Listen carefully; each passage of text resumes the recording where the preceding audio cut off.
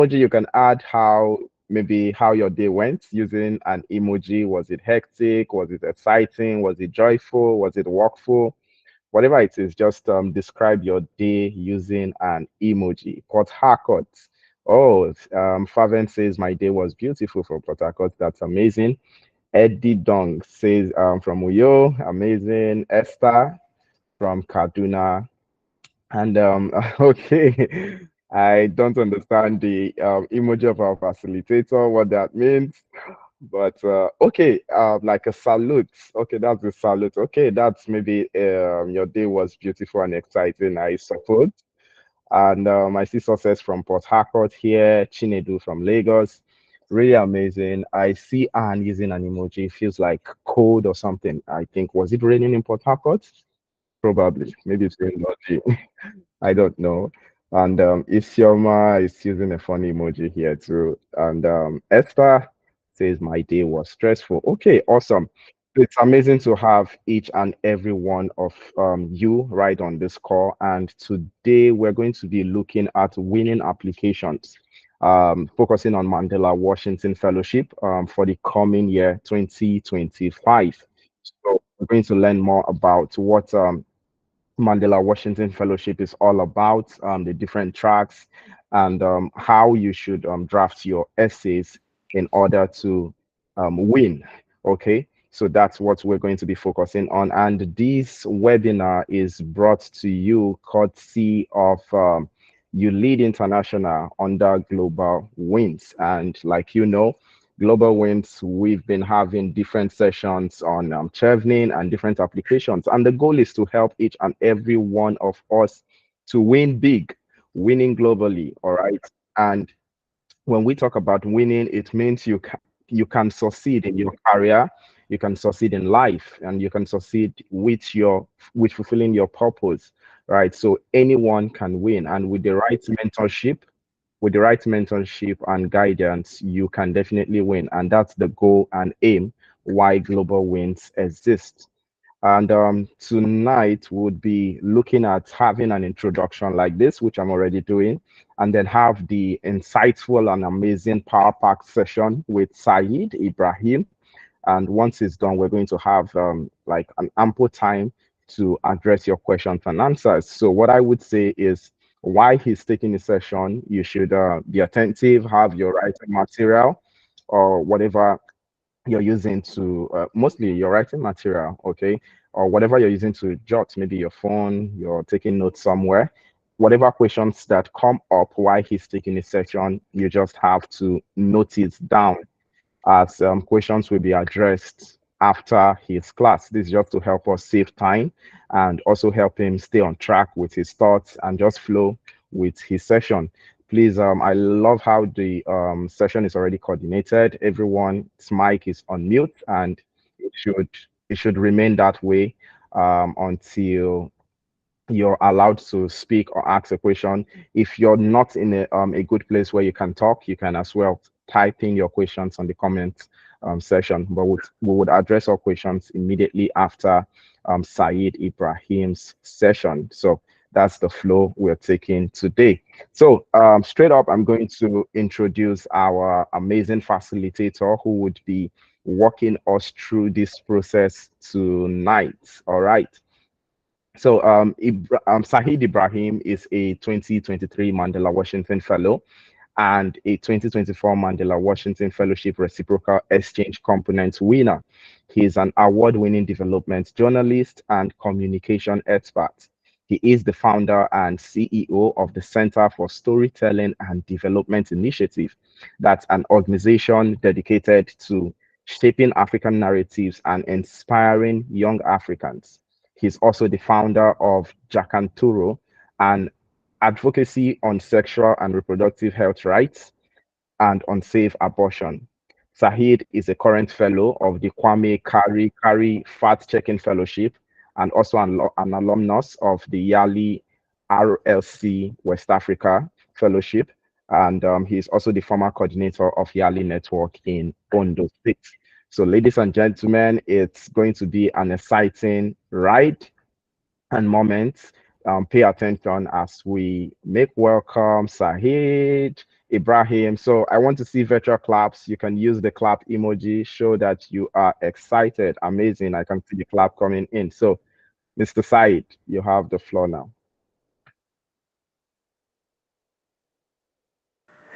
Yeah, thank you very much, Mr. Gabriel.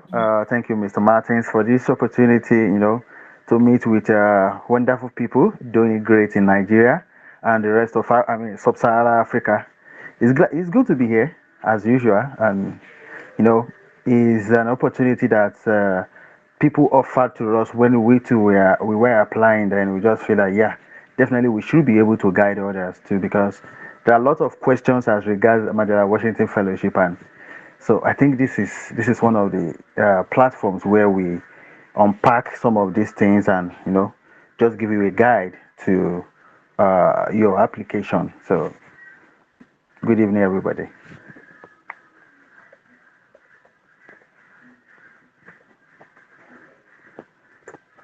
Mr. Gerber.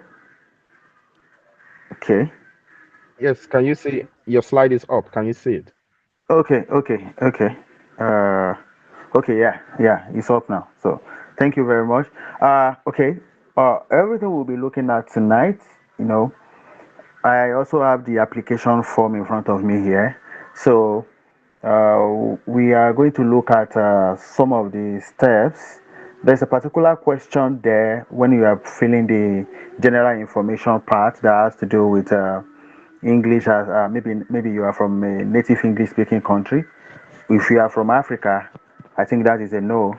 So you don't need to bother yourself because don't think because your country speaks English as the lingua franca and you believe that you are a native speaker. No matter how fluent you are not a native speaker except you are from certain countries that are like 16 or 20. So that one is settled. And we'll be looking at the different tracks. Some people have problems with tracks. The reason is this, not problem actually. It's a kind of challenge because people are looking at where do I really belong when it comes to the tracks? Where do I really belong? Am I for public? Am I for business? Am I for civic? There are some people that you find them in the three. Most people you find yourself in two: business and civic, public and civic. It's usually like that. So we look at that. Then the five major questions: the longest says 250 words, and the shortest says 150 words. Three of them. Two for 250, three for 150, making five. Then the PDE, for those interested in the PDE, that's a professional development experience. That one is optional. So we also get there, but just little bit. The focus for tonight will be on the track, then basically the five essays that you are supposed to answer right, actually. Just like Chivney, just like many other applications, you see something like in 300 words, in 10 words, in 120 characters, state so. So for Mandela Washington Fellowship, we have three. So let's just start with the track. Now, where do you fit in? We have leadership in business, leadership in public management, leadership in civic. For business, if you know that you have a business of your own or you work in the private sector, this track is for you. And aside working there, you have a track record of leadership influence, leadership experience. You don't necessarily need to be the supervisor, be a manager, be a whatever designation that you have in that office before you fit into business. But if you know, okay, for instance, now I am a business owner, I sew, I am a fashion designer or tailor, general name, and whenever it's a September period in Nigeria, I do sew free clothes for students in my area, let's say 20 of it free. Their parents bring the material and I sew the clothes for them just to encourage them to stay in school. That is business. I'm using my business. While doing that business, I'm engaging in social enterprise. I'm helping people in my community. Is for you. If you're a business owner, if you see a particular problem in your community, let's say people find it difficult to locate hospitals around, and you develop an app to help people get medical attention on time, business leadership, that is for you. For public management, this one is for those that work in government establishment. Somebody like me now, I was posted to Syracuse University for leadership in public management at Maxwell School of Citizenship and Public Policy. It's because I am a journalist in a government established organization. So I work in a government setup. So I just pick public management. That's where I work because I work in that organization and I also have some leadership tracks there. So it's easier for me to just pick that. Civic engagement. This is where many people fall into. Those that work with NGO, advocacy groups, CSOs, community service, whatever you are doing within that space, this civic engagement is for you. But now you can find your leg in public management and civic. Somebody like me now, as I work in this government organization, I also belong to Yali Network. In fact, I was the coordinator of Yali Network between 2022 and 2023. And we had a lot of projects, at least about 15 key projects in Ondo State. So when I wanted to apply, I had that issue that where do I really belong? But I had to go for public management because while in my organization as well, I also do a lot of training, capacity building for young people that are interested in story writing. So I also do that for them as well. So that is the track. Now I put something. I said choose the track that you have strong strength and enough experiences to share. If you know you work in government organization, but in civic space, in your volunteering role, you have a lot of leadership exhibitions, leadership tracks there, leadership experience. Just feel civic engagement. It doesn't matter. But if you know that within your sector you have a lot of experiences to share, you can use that as well.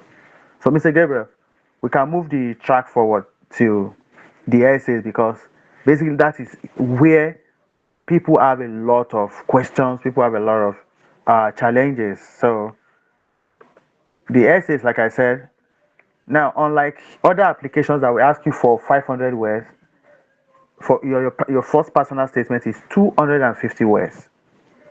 And what I did with this slide is the words in red, I have to signpost them so that you take note of them. The first one is what motivates you to work in the field that you do? That's your first question. See, you have to break it down. Why? Why am I here? Second, what specific goals do you hope to achieve within that field? Don't forget your SMART, SMART, specific, measurable, achievable, realistic, and timed. You don't forget that. What goal do you want to achieve? Provide an overview of your major professional accomplishment from the past year. What that means is that we are not asking you for experience like 2015, 2020. We're talking about recent experience, past year, not years, including specific examples of how these accomplishments have brought you closer to realizing these goals. So, what people fail to do is to break the questions down because in one question you have about four different things. It's just like your those of you that you wrote WAEC, West African Examination Council exam, the WASC, that you have question 1B, 1A, 1B, 1BI, B2, B3. This is the same question that you have here. So you have to look at number one and then how many questions are asked. So by the right hand side of the screen, what I did was to break some of these things down. Motivation for what you do. What is it? For instance, I am a journalist. Why am I a journalist? And what type of journalist am I? Whenever I want to introduce myself, I introduce myself as a development journalist. And the reason is because I grew up in a less development area where people are susceptible to misinformation and malinformation. So because of that, there are a lot of unverified information flying around, especially as it relates to health. A lot of people have lost their lives due to this. That is why, personally, I am interested in developmental journalism or development journalism. And my goal are very simple. In the next 10 years, I want to use the media to influence the lives of 5,000 people, minimum of 5,000 people in 10 years, and train and build the capacity of about 1,500 young people plying their trade in journalism profession. It has to be specific, timed, measurable, achievable, and realistic. So you have to state your goal. All of you have your goal. Some of you want to be a doctor or whatever it is that you want to be in the next 10 years. What is it? By now, you should have your short-term goal and long-term goal. So you state that. Now, professional achievement. Here, you don't need to be the best journalist. You don't need to be the best doctor. You don't need to be the best whatever it is in your domain where you ply your trade currently or where you currently work, even in your in your community. You don't need to be the best.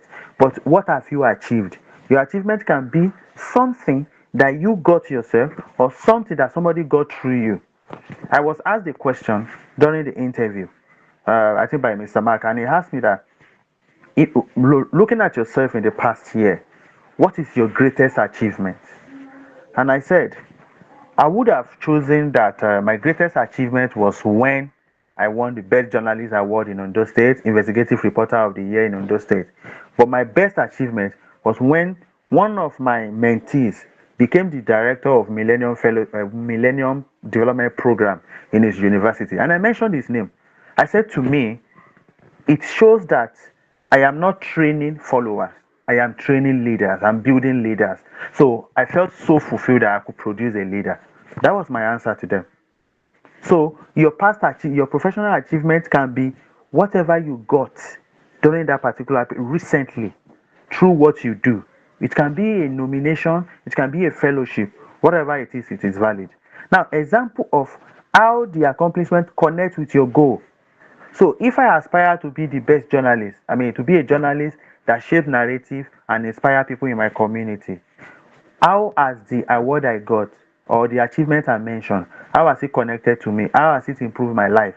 What lesson have I learned from it? And lastly, I said, don't forget impact.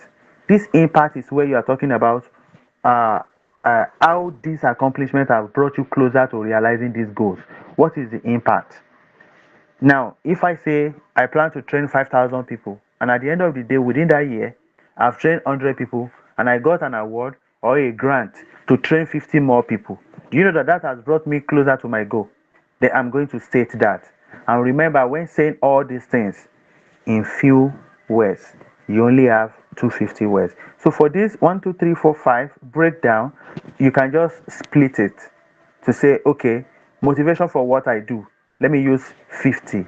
Goals to achieve, let me use 35. Professional achievement, 40. Examples of how the accomplishment connect with your goal. This can take a lot of words from you. So this can be 60, 65. Then whenever you want to talk about the impact, like a reflection, then you bring it up. Now, what some people do in this part is after mention, I mean, what they do in this part is to use the star approach. That is the situation analysis, the task, the action, the result, and the reflection, which is one of the new metrics now that we have added to the star approach now. In fact, the reflection will come to how the accomplishment have brought you closer to your goal. So when you look at what I put here, motivation for what you do, that is the situation analysis. Goals to achieve, that is your task. Professional achievement, what have you done? What have you seen? That's your action.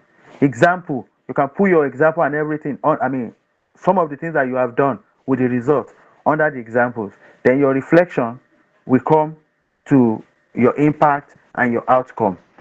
That means that you can combine your result and the reflection together. But this is the breakdown for the first question. Second slide, Mr. Gabriel. So the second question, which is also 250 words, says, based on your understanding of your preferred institute track of study, what are the specific skills and knowledge you hope to gain from the fellowship that you will not be able to develop through other opportunities? How will those skills and that knowledge enhance your activities in your community and help you realize the goals you noted in the previous questions? One thing about the application is this: the 5 questions you are answering, there is a flow. Just like Tivni, just like many other applications, there is a flow among them from the first question to the second question. Don't forget the goal you have mentioned in the first question, because the person that is reviewing will review based on how you are able to build a trajectory around your story. This is just like you telling somebody your story, and you want the person to say, wow, I love that story. Just like, it's a super story, something like that. For your story to be super, there has to be a plot. For your story to be super, there has to be a conflict. Conflict will now bring the suspense. Then the person will be interested in reading. Don't make it disjointed. So here you are looking at what is your institute? Oh, I've already chosen public management. I am a journalist. I want to use the media to touchlight underreported issues and use the media to serve as a resonance chamber for people that are marginalized. That is my own. Now, what are the specific skills? You see, this place is very tricky. Very, very. When I read someone's application, the person said communication skills. This is not where you talk about communication skills. Communication skills in relation to what exactly? What is it? Someone said policy, policy development. That is not specific enough. Do you know that every aspect of life, every aspect of, every sector requires one policy or another? So, what particular policy are you talking about? And you have to be specific. And there is another question there that you might feel like, okay, what exactly is this one about? That is the skill you hope to gain from a fellowship that you will not be able to develop through other opportunities. Is it possible to develop certain skills through Mandela Washington Fellowship that you will not develop that skill from every other and from any other fellowship? Is it possible, or any other program? Now this is where you now think, what is it that I want to do? Personally, as a journalist, what I mentioned here was I had to signpost some media organizations in the US using the CNN as the number one. And I wrote there that since I use the media to advocate for marginalized communities, I want to learn from how US media, because the US is considered as having one of the most, in quotes, most credible media organization, which is CNN. Because if you are rating organizations in the world now, media organizations, talk about CNN, BBC, you even add Al Jazeera, talk about Fox, you talk about a lot of it. And many of these organizations, they are in the US. So I told them I want to learn how US organizations, the orientation and the philosophy that drive these organizations to make them become, almost 100% independent, and they have very, very significant changes in their society. Because one thing is this: you can check the number of people that watch CNN. Why do they watch? That is the kind of thing I want to learn. So I have to relate it to what I do, to what I have told them in my first question. So I have to connect it. I want to learn these skills. Not that you don't have the skills, but you want to build on them to do better. Now, that part of that you will not be able to develop through other opportunities was me mentioning the US. There are some of my friends, what they did was to mention organizations, two, three, that are doing exactly what they are doing, and they are thought leaders in that particular sector in the US. Oh, I want to develop myself. I want to see what drives this Christian Amanpour. What drives her? I want to see the orientation behind all those media organizations. So with that, I can use the experience to build and develop my own media organization, build my policy around this, and develop to the point that the media can have more positive changes in my society. Because the next one is, how will those skills and the knowledge enhance your activities in your community? You can see that I have answered that already and help you realize your goals. Now here, I put it: understand your track, specific skills and knowledge you desire to gain, 2 or 3. You don't need to put 20. I saw somebody wrote about 8 different skills, and when I check them, they are just what do we call it, soft skills or life building skills, normal skills. And then, why do you seek to develop through MWF? I've already given an example of that. And how will the skills help you work towards your goal? And I said, show, don't tell. I put an example under here, the one in yellow, that don't say, I want to build competence in policy formation and implementation, and you stop there. You can say, you seek to build competence in policy development and implementation to enhance inclusion for persons with disabilities in schools. That is very specific. You are talking about policy, but this policy has to do with enhancing or promoting inclusion. That's inclusive education for persons with disability in your community. You put that there. That is how it's supposed to be, as specific as it is. So looking at all these things, then you can look at the signposts, then how to provide your answer. Try to break your answer based on the kind of a path that you have in each question. That will help you as well. Next slide, Mr. Gabriel.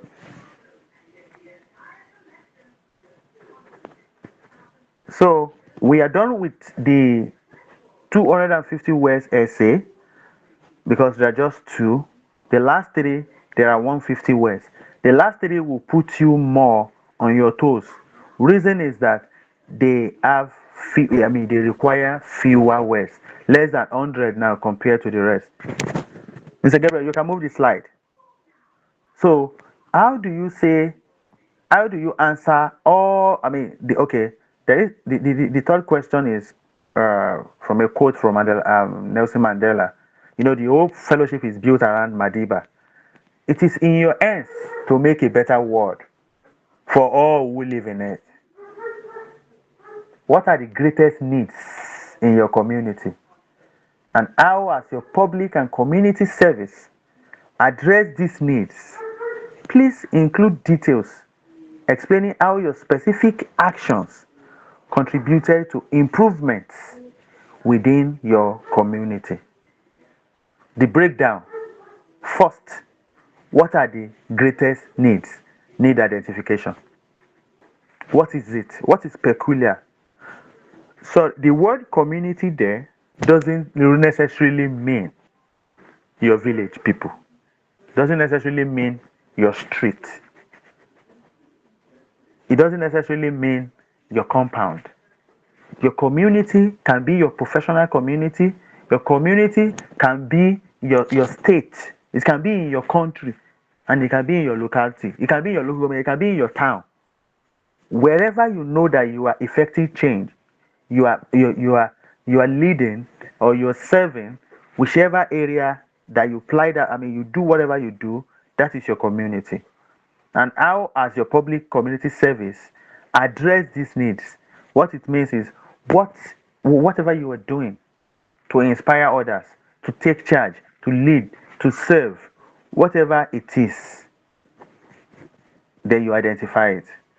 Now you have to include details of your specific action. One thing you should understand is that I'm supposed to signpost that every application is about you now. This is not a what do we call it, a team application. This is not about team play. Of course we know that you are not the only one doing everything. You've mentioned what your organization does, but what role did you play exactly? What is it that you have done yourself?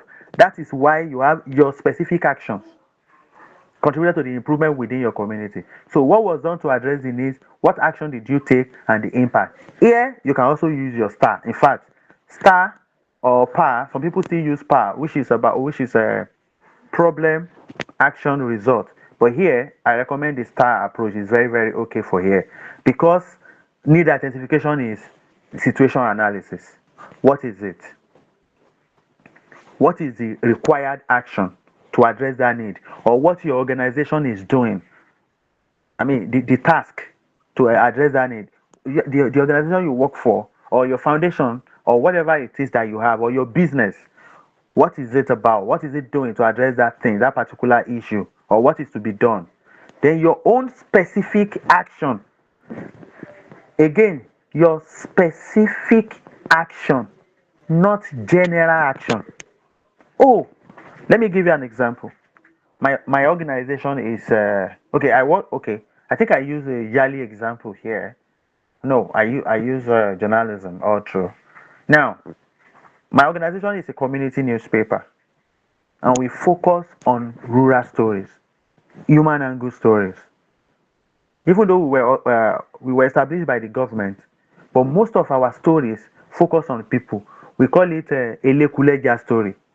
All these stories within your community, within your street.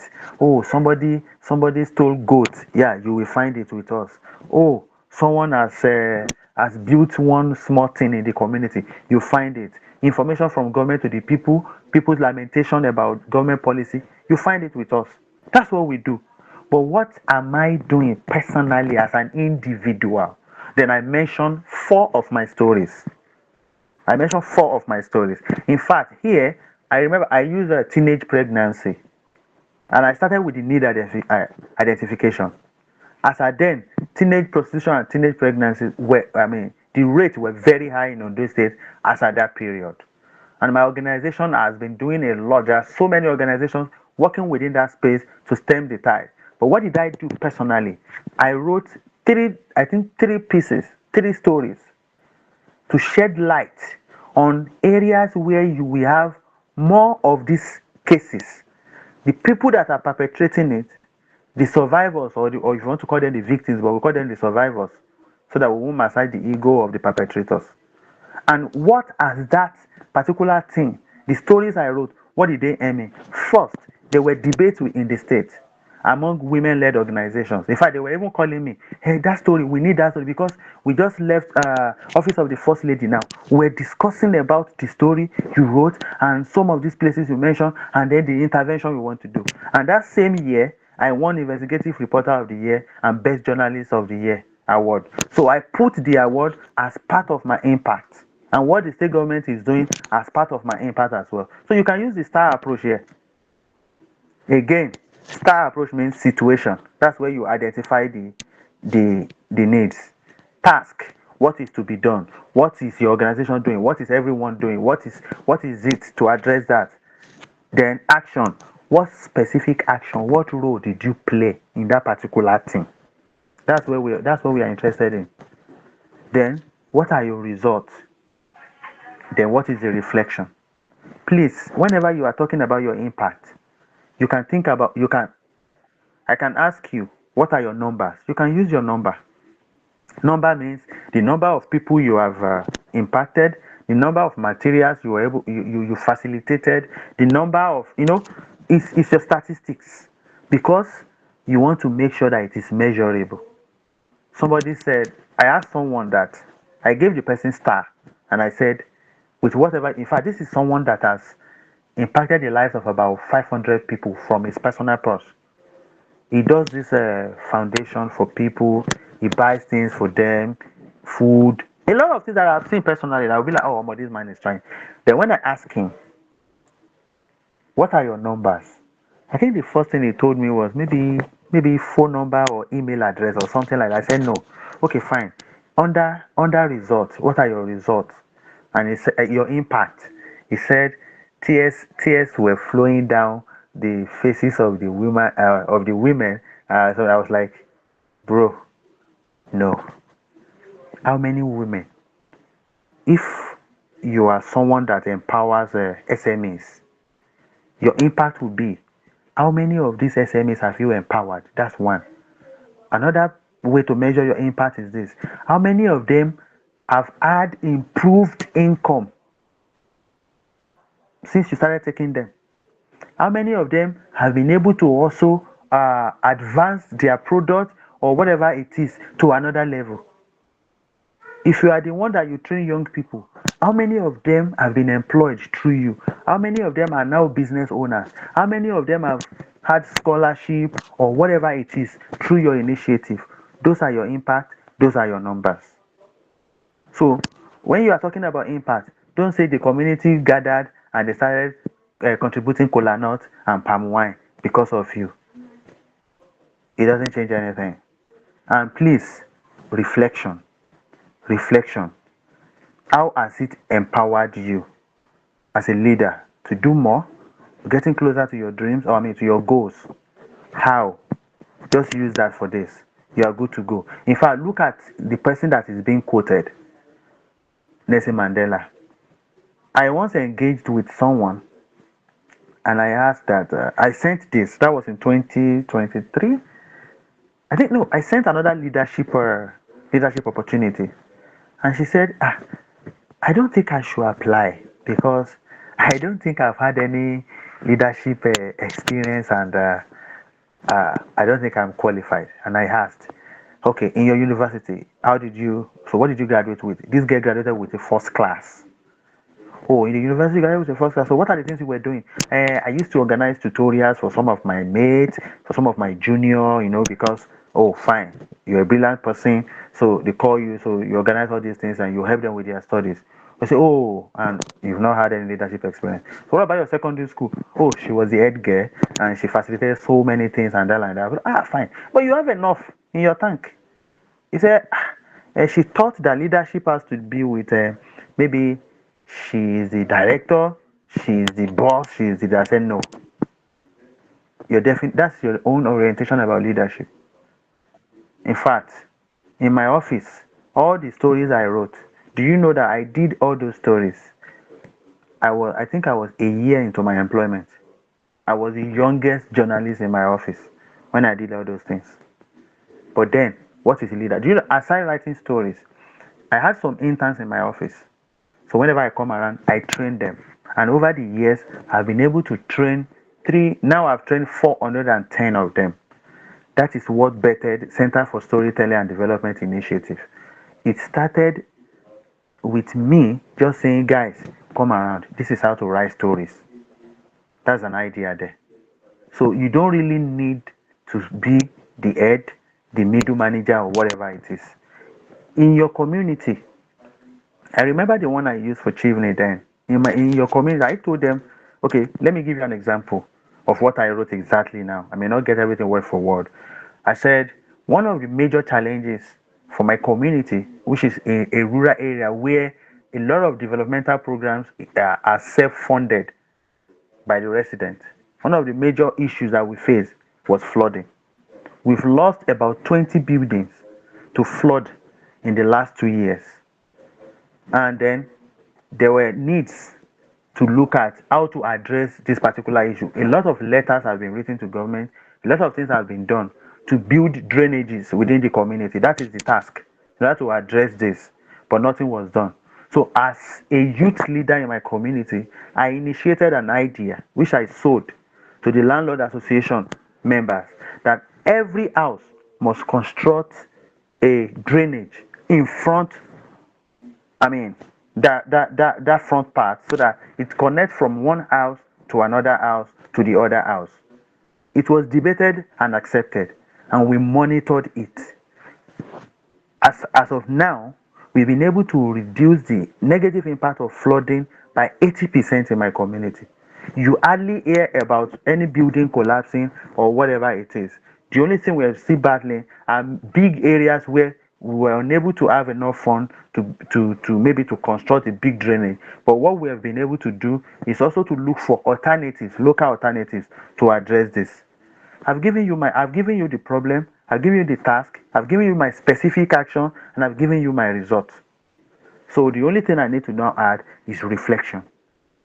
And my reflection will be that most times what we all need is for us to come together, that we can come together in our community and do a lot of things. And this has helped me to realize the kind of potential I possess, and I plan to do more with for that particular community. A lot of things that you can just put up there. Mr. Gabriel, next. Okay, now this is another area where people make mistakes from what I have read so far. The guys I reviewed for. Steps. What steps do you regularly take to ensure inclusion of diverse identities and ideas in your work? Describe a time when you proactively worked to reach diverse groups of people within your community, and now your specific actions were impactful to their experience. In fact, I can say 98% of them missed the word regularly. It is not a one off. It's not something that you say, last year there was a problem. So what I did was to do this and that solves the problem. So with this, it has taught you inclusion and everything. The word here is regularly. This was not the way the question was given to us during my set, during my cohort. It was about describe a time that you resolve a particular conflict and what inclusive strategy did you use. But now it has changed to regularly. So the breakdown: what are your inclusion practices integrated into your operations? What are they? What are those things that you consciously build into your business, that this particular business caters for people from diverse backgrounds? In your line of work, do you discriminate? Now, this is not a place where you want to put your church and your culture forward. You know the side that the US will take when it comes to LGBTQ community, when it comes to persons with disability, when it comes to women and other things. So, what is that thing that you have consciously built into your business to cater for people from different backgrounds that you relate with? That's why the word regularly comes in here. So, what is it? Now, how did you use these practices? Now, you need a story. What is the impact? And any lesson or contribution to your growth or knowledge or skills? What do you do? Now, let me just give you a little example of something that you can work around there. The first thing is this. In my particular, I can say something in my particular business. My business is home for all. And home for all simply means that for no reason should we discriminate against anyone. Nobody is a sinner, nobody is a pope, irrespective of their sexual orientation. You can even start if you know that your inclusive practices, maybe you focus more on persons with different sexual orientation. You can start with situation analysis. You can use start here as well. What is the situation with Nigeria? Or in fact, African countries when it comes to these people? Or what has been the plight of persons with disability? What are those things that they yearn for? And what inclusive practices strategies do you have within your business that address this? Now give us a story that shows how you practice what you have told us. That story you are telling us, what was the impact? Or what are the outcomes? And what lessons, that's the reflection, have you learned from that particular story, or from that particular story you've told us? Or over time, what's what has your inclusive practice or inclusion practices, what are the gains that you've seen from there for your reflection? How they have empowered you, enhance your production, make people feel better, or whatever it is.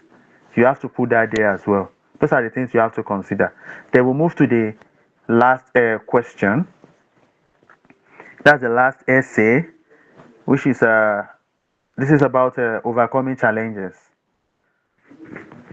Overcoming challenges. Mr. Gabriel, please describe a challenge, mistake, or setback you faced in detail, and the specific actions you took to address effectively.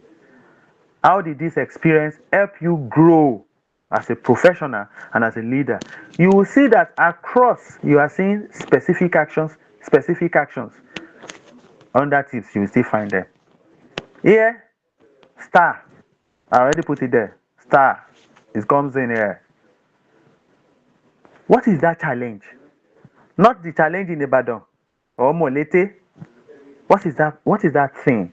It doesn't really mean that something that maybe a lot of people are dying. In fact, if you look at this question very well, go back to the first question and connect the two. Whatever you have told us that your goal is, or was, or your goals are, that you're working towards, do you have any challenge? Has there been a time? In fact, this challenge has to be very strong. It has to be something that will hinder you from achieving your goals, either medium term, either short term, medium term, or long term, or whatever your goal is. Or you have a very major project that you know that if you fail on that particular project, it's going to have a lot of negative impact on you or the people that you serve. What was the situation? What was the problem?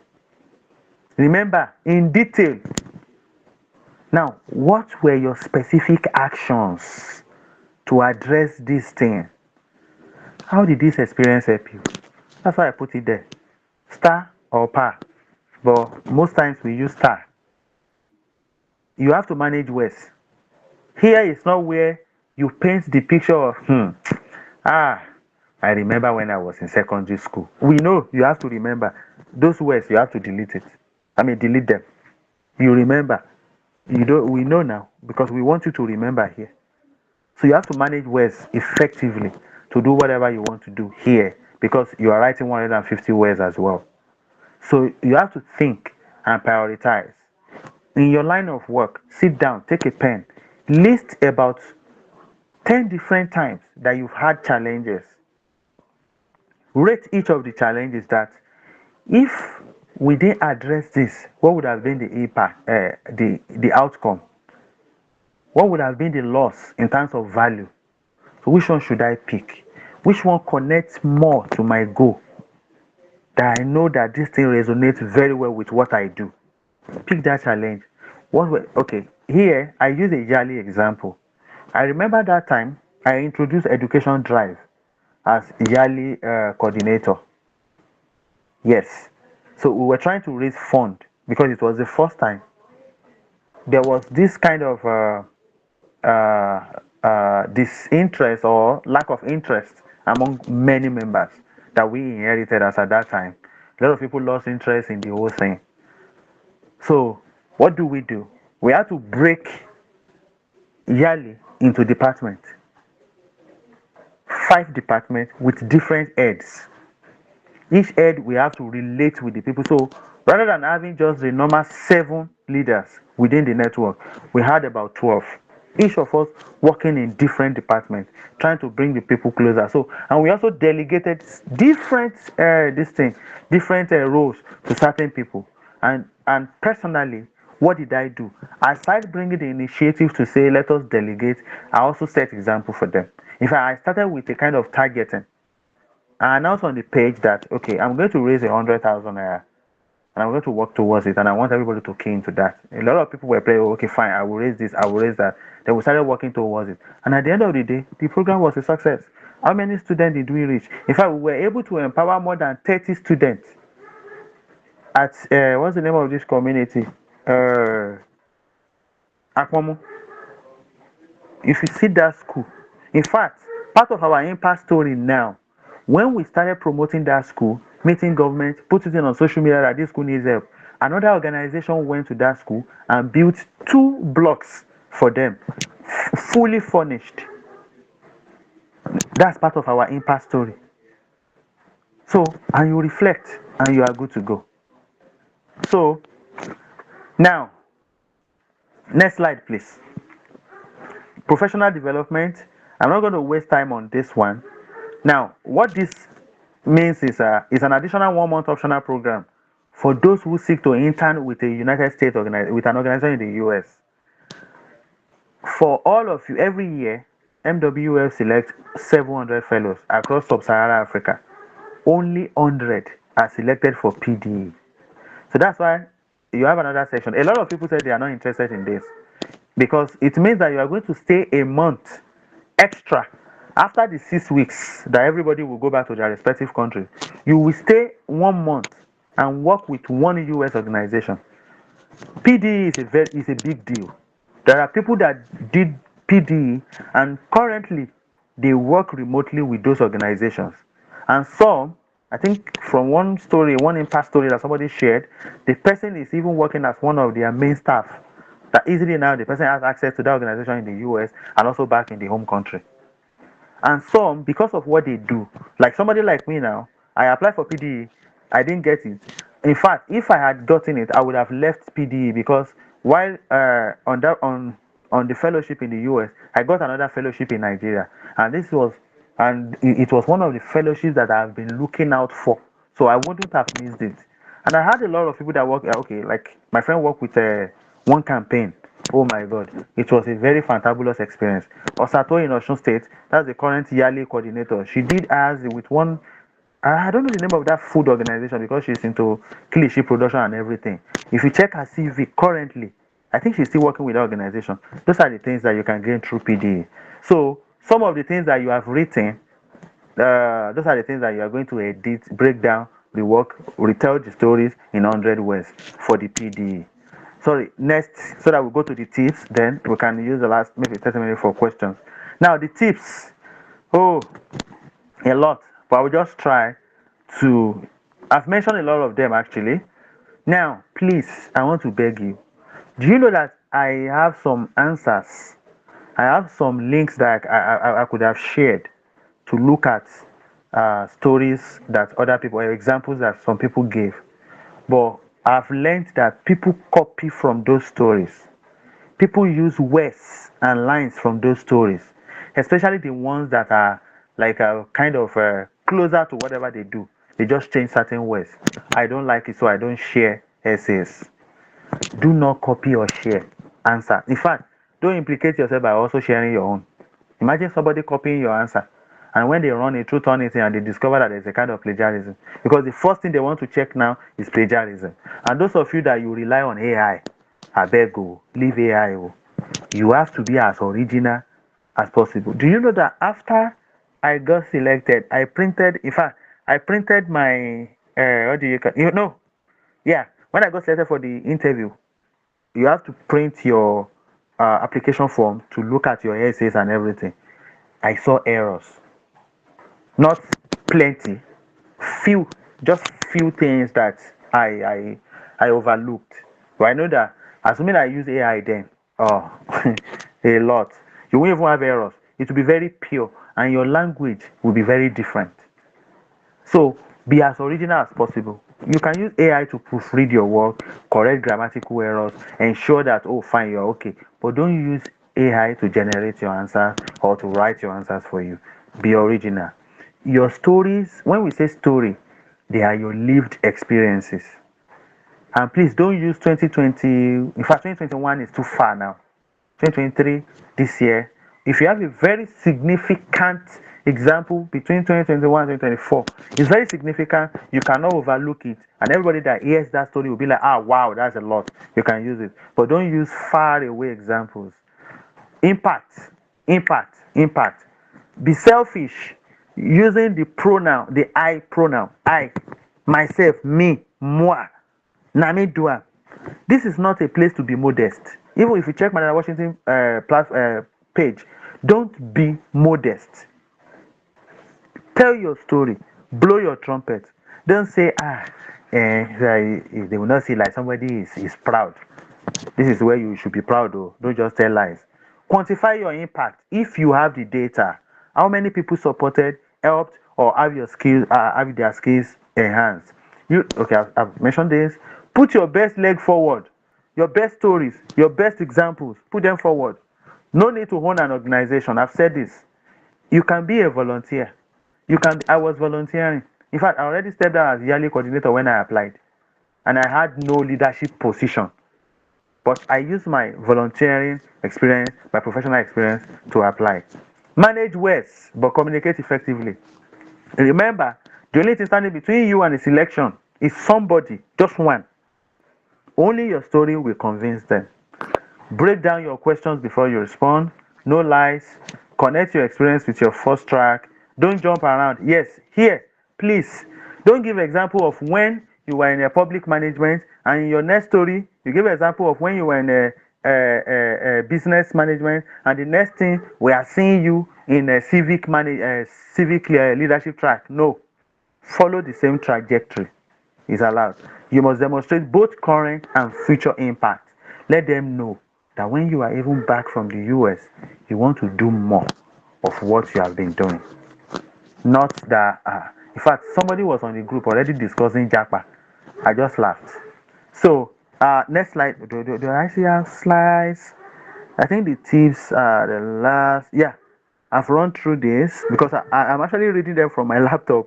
So I've gone through all the tips from my part here. You can move forward. Yes, thank you. I said these guidelines do not represent the opinions of the Mandela Washington Fellowship or the U.S. Department of State. Yes.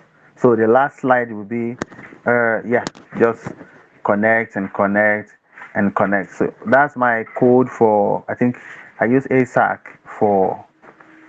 Yeah. Thank you very much, guys. And if you have questions, this is the time to just bring them forward. Let's discuss. Thank you very much.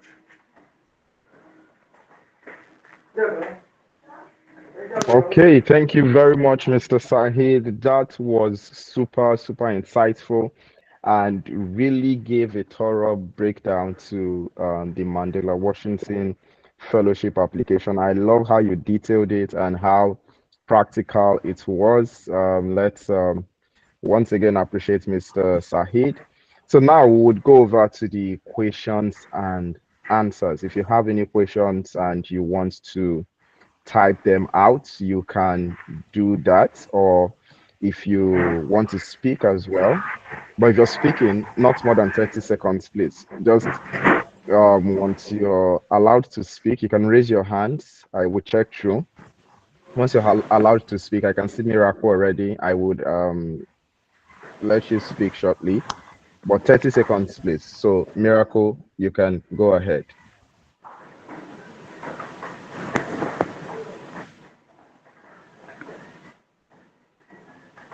Hello, Miracle, are you there?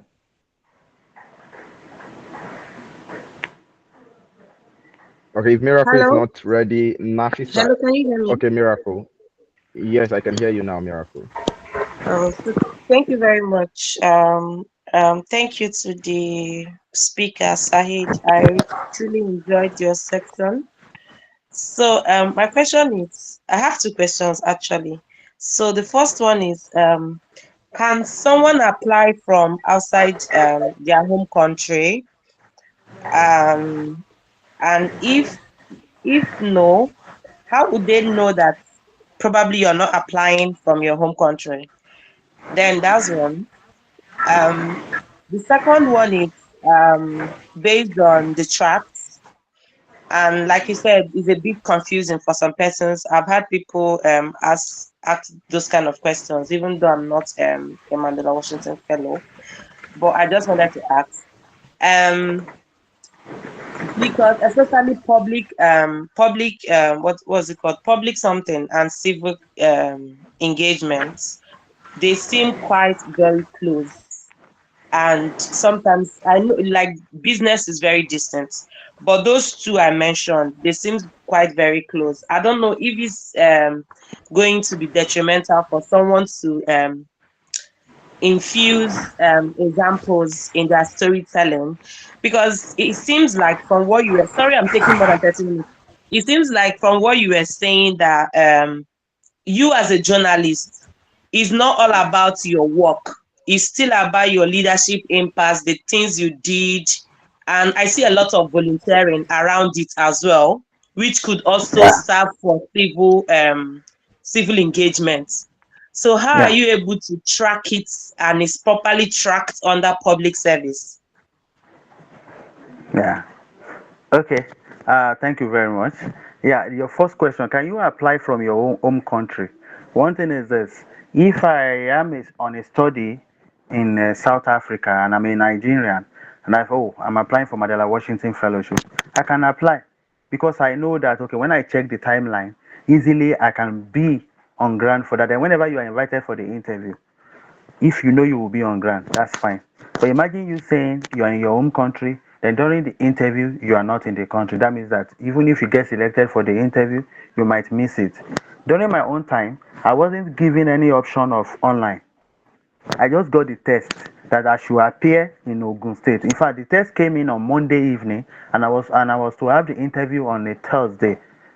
So I only had 2 days in between. I had to travel to Ogun State to have the interview. Some people had virtual because of they look at the distances that they had. I mean, they were during that time. They gave them virtual option. I wasn't given that. So if you are applying outside your country, it's fine. It's okay if you are applying, and it's not that you will be there when the fellowship will start, because when you are even selected, there will still be some running around within the country, at least about a month or 2 months before you even depart your country. And there's nothing like, oh, you want to depart. I'm not sure they allow you to depart from one country to the US, other than your own country. So you can apply from there if you know that you will still be on ground If you are selected for the whole process, that's fine. Your civic, I mean your second question, public and civic, that they are quite close. You are 100% correct. I had that issue. I could not even pick. Should I focus on Yali? Should I focus on journalism? But something is very key here. What is your goal? My goal is not to be the best volunteer in the world. My goal is to be the best development journalist that my village people have experienced. So I have to focus on that. That's why I pick public management. But sometimes when there was someone that picked public management, and when she got selected, she was given civic management. To them, they look at the whole thing that fine, you have strong legs in the two. So, and we feel that you should go for civic. That is for them to decide. But you have to follow a simple trajectory that is clear. Because one thing is this: the last election, that's for the interview, is done by them. The reviewers, each reviewer will review about 50 applications. The reviewer wants to see a straightforward something that okay, this is the person I'm reviewing. Oh, fine. But there's no way you can separate civic from public. I understand that kind of dilemma, but let us know your goal and connect everything to your goal. So whatever examples you are citing, let it know. Let it be related to the goal that you said you want to achieve. So that will help you. I did the same thing. Because I remember I used professional. It got to a point that I used yearly example and I connected it back to my profession because I'm using my profession to drive that particular social engagement that we had during yearly. So I link up the two. That's it.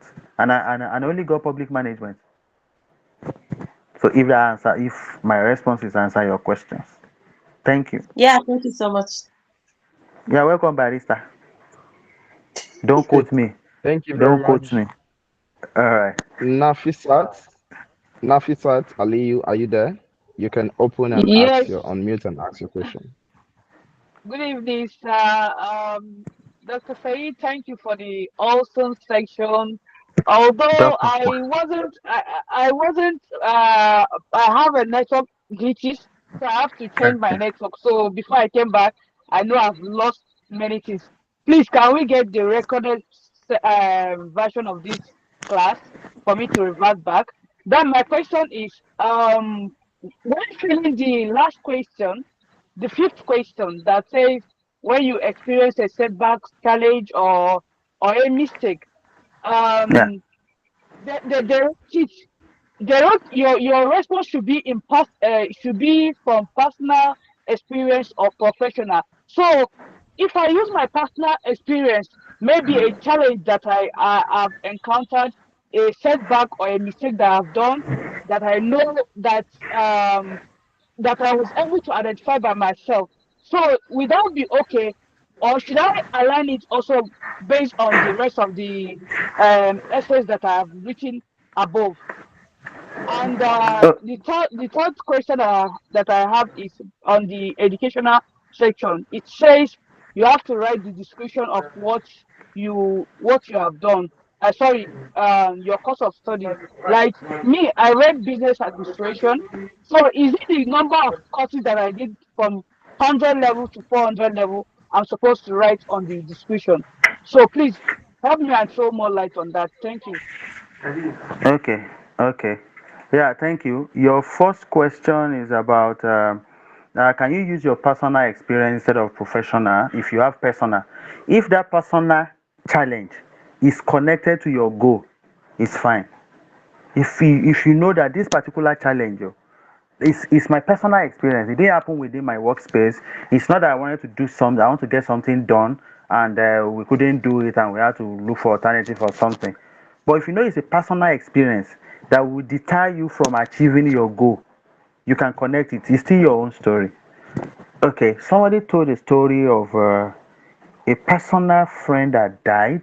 I think that story belongs to Osato, if I'm not, if I'm correct. A personal friend that ate kilishi and died. And that was why she went into producing a mechanized, or there's a name, this new name that she gave it that makes sense, producing that particular thing. There's someone that also started a omugo, because she had personal experience that nobody catered for her. Oh, Mugo is an Igbo stuff. I think those from that side will understand. It's what you do for someone that gave birth or something. Nobody did it for her, and she started an initiative. So you can see it's a personal experience, but it's something that also prompts them to do something. So when it comes to challenge, if that particular challenge or problem will deter you, is connected to your goal, definitely is valid. Just make sure that you have a way to connect everything, and we could see that, oh, if you didn't do anything to address this, there will be a problem. But most times it is advisable to use examples that you know that they are within that particular thing that you do. Oh, if I'm a journalist, what were my okay? Recently now, government is arresting every investigative journalist. Somebody asked me yesterday, say, you're an investigative journalist. I said, no, I know they do again. I'm a development journalist. Give my investigative award. It's a very big challenge now for we journalists now because it's something that they can relate with. Sometimes some people can say that, oh, Moile, this one is telling a lie. This story, I can't really flow with it, because that's why we use industry-based experience. Then you mentioned your education. I'm trying to scroll to that because that is new for me. I have the application form in front of me here, so I'm trying to scroll to where we have the education part. Okay, educational experience then up to five sector. No, what I can see is educational experience. Sorry, Barry is no, not the barista, the Nofisat. Sorry, can you just pinpoint where we have that because or it is under Okay, PDA. no, it's not under PDA. I think it's in between education and profession. They will ask you for description after you have Oh, imputed your yes. okay, okay. Yeah, it's not I think it's a general something whenever we have courses because even on LinkedIn there will be description for your course. What is the course about? Maybe okay, I study mass communication at Adekunle Ajash University. It's a 4-year course and I major in public relations and yeah, publication and advertising. I took electives in journalism and to me and I did I think I also added my thesis, the thesis I did, and if there are any other thing I did while in school that has to do with my leadership or whatever it is, just pinpoint. If there are no word limits, you don't need to blow that particular part to an essay. So it's not a problem, it's just for you to describe what you have done because they want to see your educational background. So just put what you did there and everything and you're fine. What the course is all about and all that. Some people for children, I think they count contact hours, but this one doesn't count that. Just to know that, just to know your educational background. Yeah. Thank you. If Thank those you, answer sir. your question, mention. You can Yes, mention.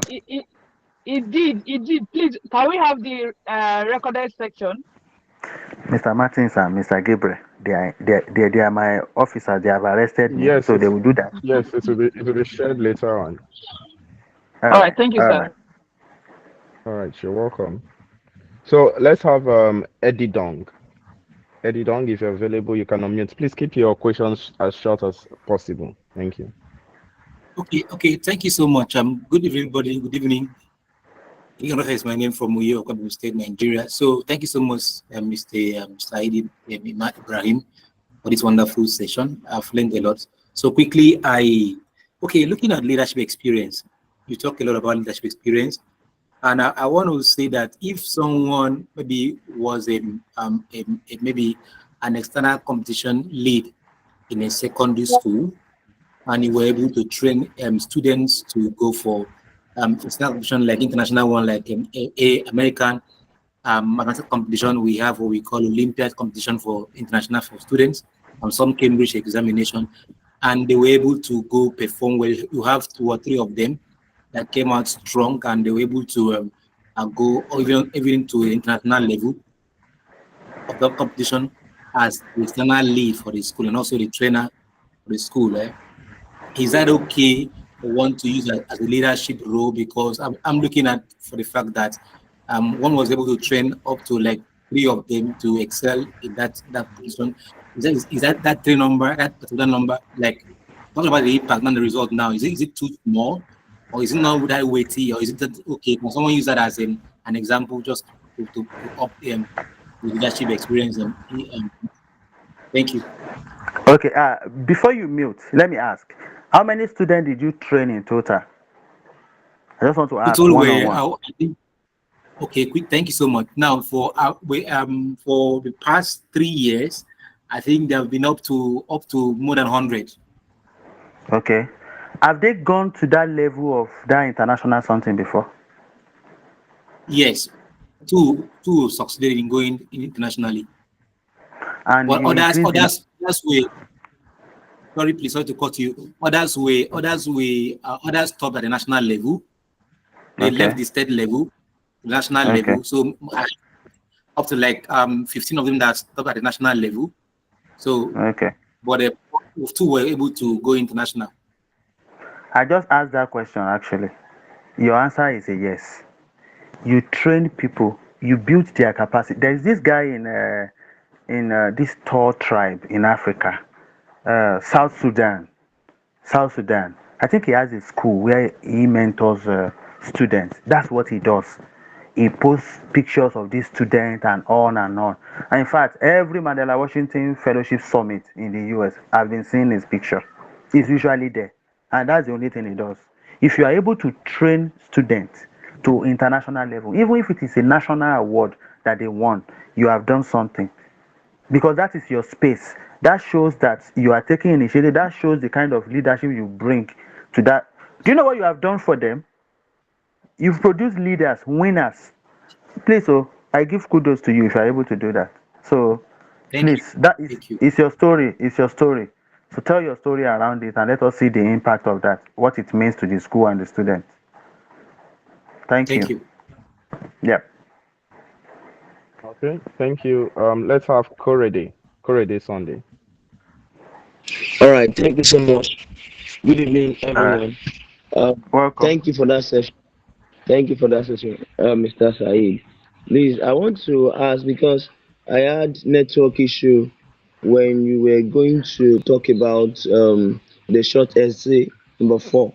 What steps do you regularly take to ensure inclusion? And also number 5, describe a challenge or mistake. Please, uh, I like that. Maybe say a few things about that. Please. Okay, okay. What I said there because we already signposted that.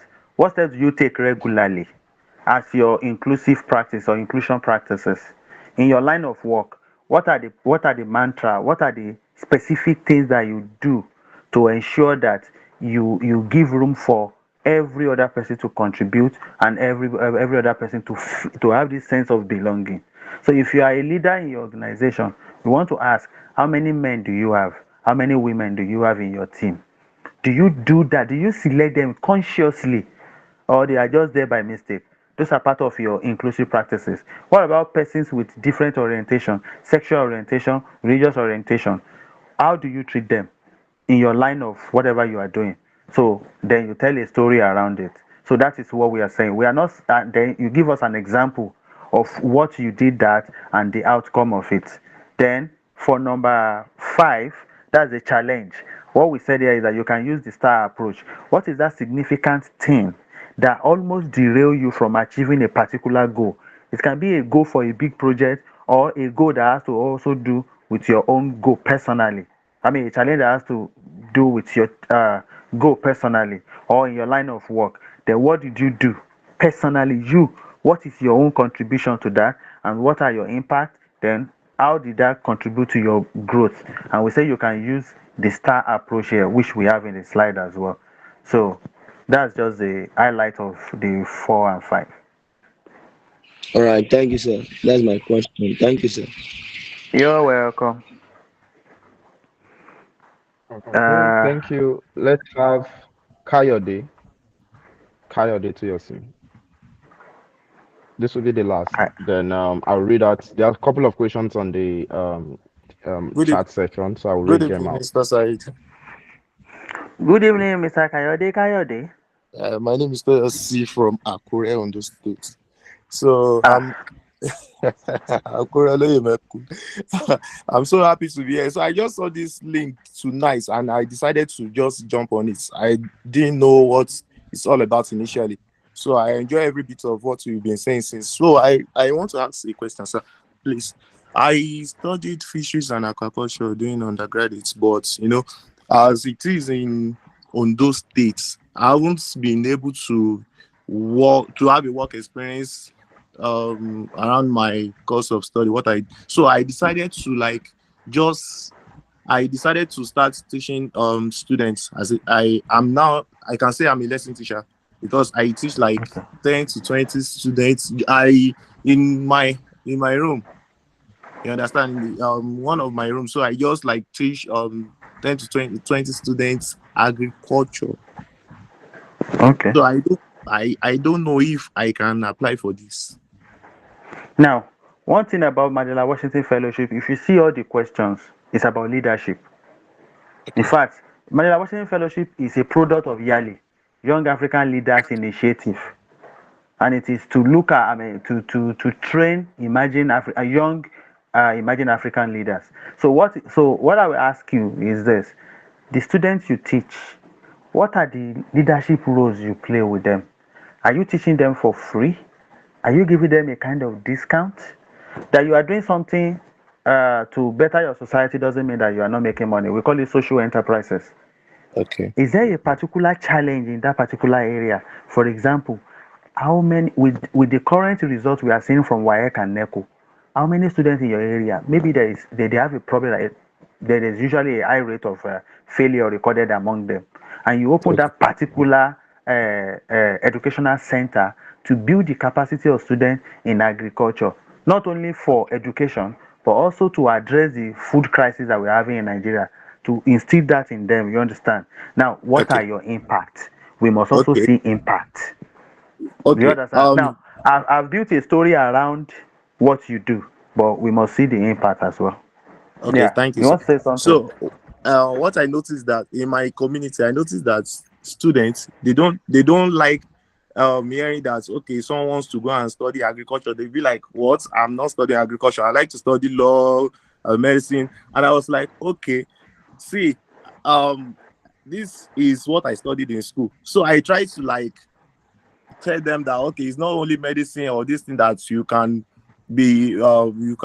make money from or see you as a someone that is very good or this thing. So they look at people that study agriculture as something that is just is not something good. You understand? So I since know. I started I get. teaching, yes, so since I started teaching them, then I've been seeing that okay, some people have been taking agriculture as a course of study.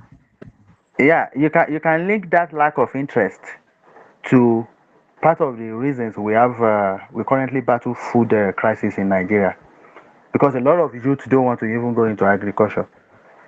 So you can link Yes. that into it, then tell your story around it. That's fine. It's okay. Thank, Whatever you do thank, is valid. thank you so much. Thank you so Yeah, much. you're welcome. You're welcome. All right, thank you. Let's have Jessica Beatus. Jessica. Okay. Thank you very much. And I'm sorry, my network misbehaved, so I was so struggling to get back, but I thank God I'm back. Yeah. So I would like to firstly thank Mr. or Brother Saheed for your golden heart. There are few people who can dedicate their time and who can like deliver wholeheartedly as you did. So thank you very much. Ubuntu. Yeah, so my question is on exactly like the impact, but specifically on the numbers. I heard you said or you mentioned something about when you are telling a story, documenting your impact, what exactly Okay. is needed is numbers, right? Yeah, so what if maybe I have started something, maybe I have an initiative, and then I have um, managed it to impact like not so much like few people, like does the numbers uh The larger the numbers, the higher the chance for you to be seen as you have done an impact, or it doesn't exactly matter the number. As long as you have the number, it may be maybe 10 people, it might be 20 people. Like you can just document the numbers you have reached or you have impacted, regardless how huge or big or how small it is. Thank you. Okay, thank you very much. Just a correction. I didn't say impact is only number. On the slide, if you have the number, I said you can try and add number if the number, if you have. There are some people that what they do, they don't even have the number. Okay, for instance, if there is a particular problem in my community that has led to sickness or whatever it is, or that has led to loss of life, and I'm able to contribute to that to stop that particular problem, I may not give a particular number that because of this, 10 people have refused to die. No. But what was the rate when that issue was not solved, and what is the rate now? There are some people that what they do, it has, in fact, they can't put a particular number to it. It's not a problem. If you have your number, and the no number is small, if you help three people, somebody just mentioned that he was able to train three people to get to international level. It's also a win. Even if it is one person, you are able to build and you can mention it. If you have a significant number, go ahead. If you feel your number is not significant, but I don't think there's any number that is not significant, whatever you are doing out of your own will or whatever you are doing to better the life of others, yeah, that's good. Like I said, when I started my own, when I was training young people in my office, then I've not even attained this type of number that I have. And I mentioned the number that these are the students I have trained, and I have one of them, only one, became a director as at then. And I mentioned the number that is just one. So it's fine. It's fine. We just want to see the story you are building, the kind of leadership. Then we want to see your future impact, your planned impact as part of your reflection. Oh, I've been able to train 30 people, and my plan is to increase the number to 300. If I am back from Mandela Washington Fellowship with the right and with the right skills and knowledge, I can be able to improve on the number I have or my impact and expand. So you're fine. Whatever you have, you're fine. You won't generate number that you don't have. Ah, All right. help us beg You. Beyonce. Oh, Beyonce. There's one Beyonce on the call. Leadership in music. Okay, That's thank you okay. very much. Thank you You're very welcome. much. So I will read out some of the questions here, Mr. Said, and Yeah, go you ahead. can give answers to them. So this one says, please, for the work experience session, must the 100-word count be exhausted? No, if somebody says 100 words, you don't need to exhaust it. If you have 90, 80, 85, 81, you're fine. You don't need to make it 101, but just make sure that you don't eat that. Some will stop on 100. Just make sure you don't eat 101. Don't eat 101. But you are okay if you are very close to 100 and you're fine. It's okay.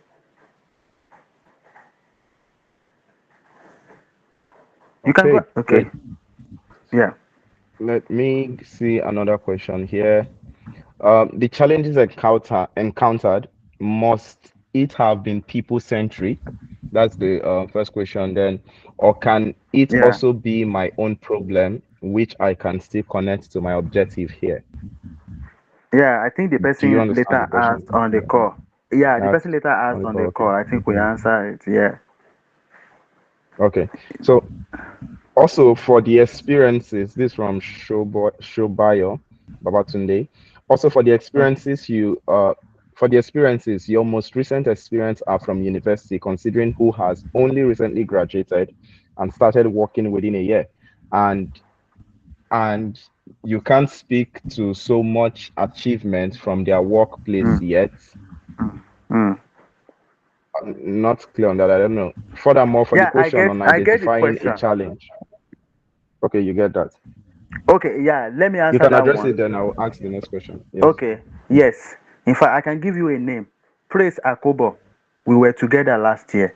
She was in 400 or 500 level when we traveled. She wasn't even a graduate. I think she was the youngest among us. I think when they saw her profile, I think she was selected, not even, I'm not sure she was 25. I don't know then, but she was selected as an undergraduate because while in school, she has started working on all this. There's this project Bail in Lagos where they do recycling and everything. She's a veterinary doctor. She also does all this animal treatment and everything, and a lot of advocacy around climate change and everything. While in the university, she just did her graduation, I think this year. So, if everything you have is while you are in school, you are very, very much valid. You are very, very much valid. It's okay. So, second Okay, this is question. furthermore for the question on identifying a challenge. Can one speak to personalize? That has already been answered.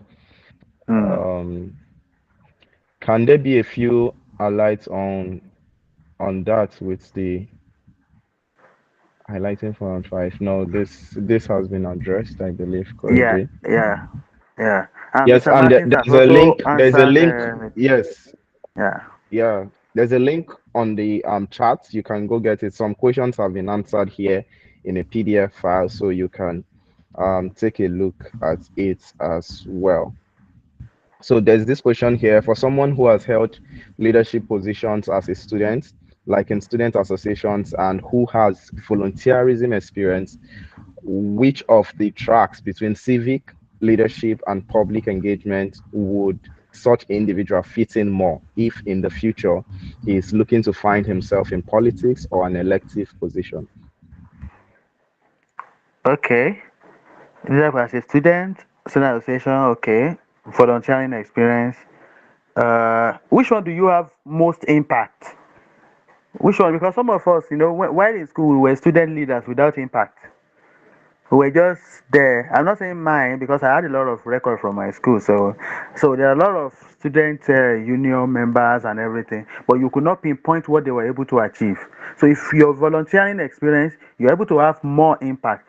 One thing about this track, like I said, is I can work in government space, that is public management, and choose civic because I know that I have a lot of stories to tell in my civic activities, which is okay, or civic engagement.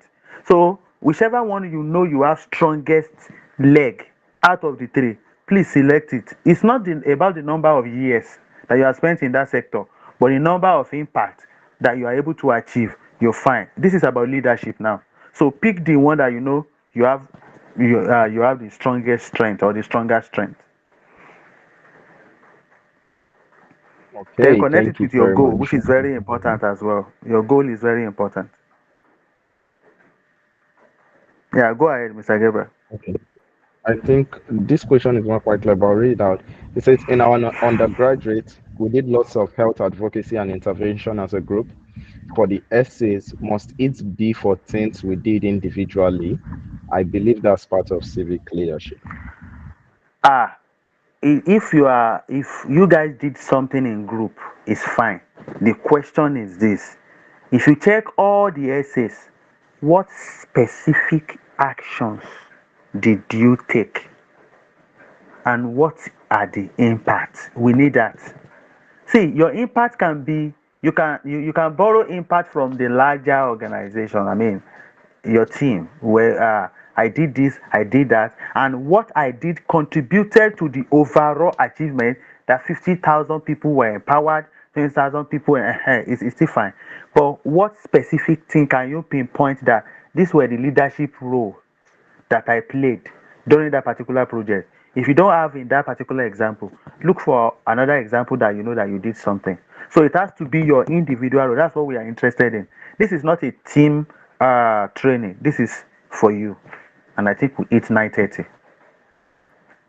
Yes. Thank you very much. It's been really practical, real, and original. That I must say. I love the aspect, how the fact that you could even remember all of the process you went through in your application. And I even see, even you sharing your experience, gives me that perspective and strong reasons why you were selected, because you had it broken down step by step. And if people, especially everyone on this call, follow these steps, I'm sure it's going to, be a success story for them. What we are looking forward to is to hear your success story if you're on the call tonight. So any opportunity, the truth is, any opportunity you don't hit is what you don't get. So ensure you put in the work from all the tips we've learned from Mr. Saheed Ibrahim tonight, and ensure you hit the submit button, submit that application. All right. So Yeah, I learned application would end in 2 weeks, and yeah. you can start now September and 10. still submit September it. 10.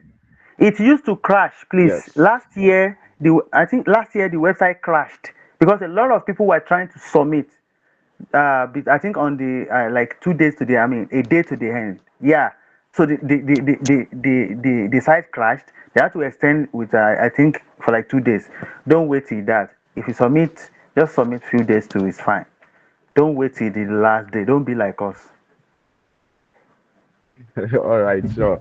Thank you very much, Mr. Sahid. Our time is already up, and it was an insightful and educating time. So we look forward to seeing everyone win. Follow You Lead International, You Lead Project on Instagram, and You Lead International on LinkedIn. Follow us for more trainings and In fact, opportunities like this. thank you, So thank you, Global Wins. You thank lead. you. You guys are the best. You guys.